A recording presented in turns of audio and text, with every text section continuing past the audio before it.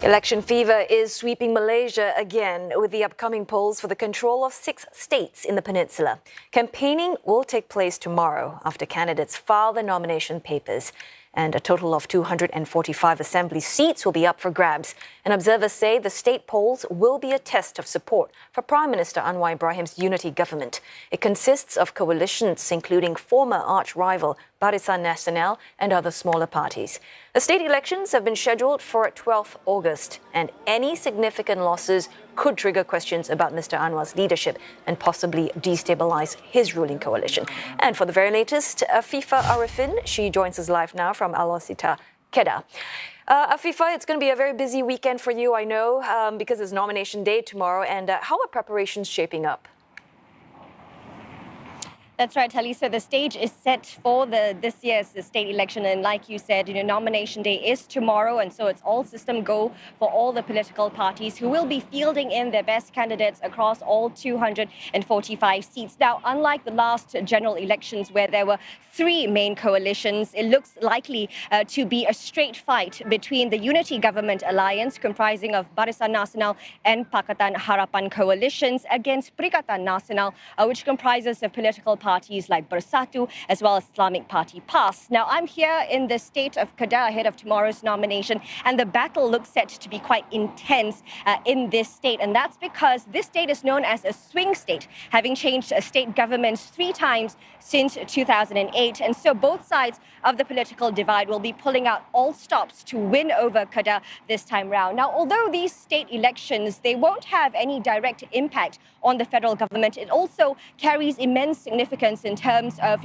shaping Malaysia's overall political landscape. And that's because there are more than 9.7 million voters. That's about half the electorate. And it's also seen as a mini referendum on Prime Minister Anwar Ibrahim's administration, coming just about 9 months after the GE15 in November last year. So let's have a look at what's at stake for both sides of the political divide.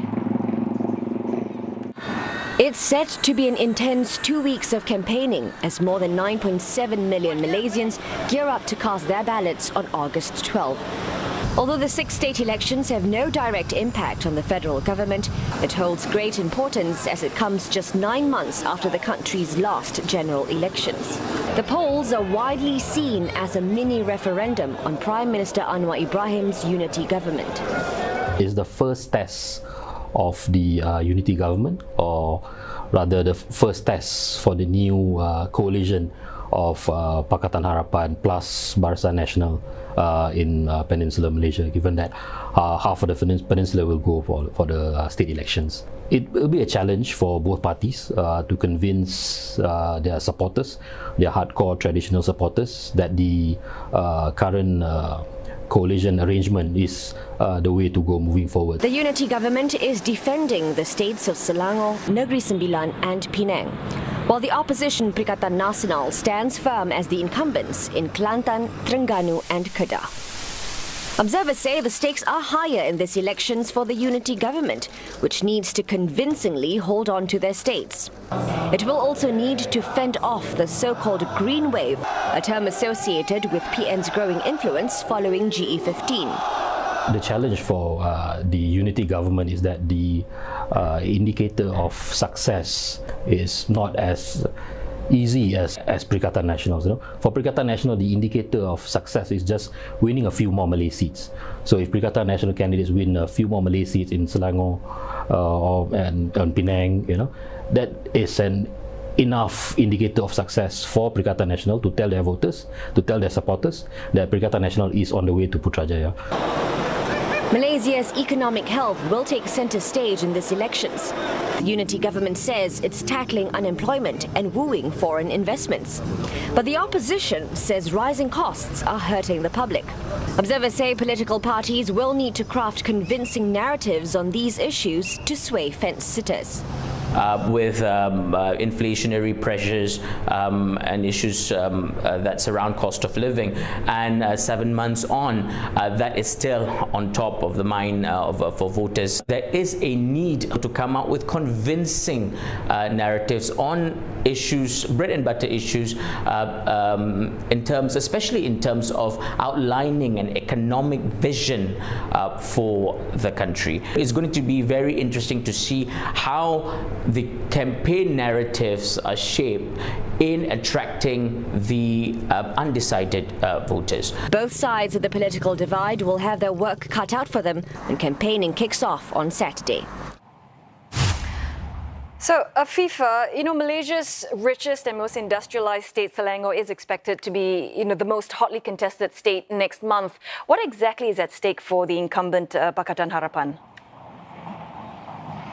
Well, Selangor is the crown jewel. It's the economic powerhouse of Malaysia, and like you said, it's the richest, most industrial state. So a lot is at stake for Pakatan Harapan, the incumbents there, which have been ruling the state since 2008. It is well known that Selangor is a Pakatan Harapan stronghold. But Selangor is also a microcosm of Malaysia. It represents all races and all religions. So how voters in this state, who they choose, is very much a reflection of who Malaysians generally want as their leaders. Observers believe that failure to defend Selangor, will have very serious repercussions for Prime Minister Anwar Ibrahim's administration at the federal level. And so Pakatan Harapan is going all out. The Unity Government Alliance, they're settling all their internal differences, and they're working with their former rivals, Barisan Nasional, putting aside the differences, like I said, and really working together and supporting each other, especially at the grassroots level. But at the same time, its opponents, Perikatan Nasional, is also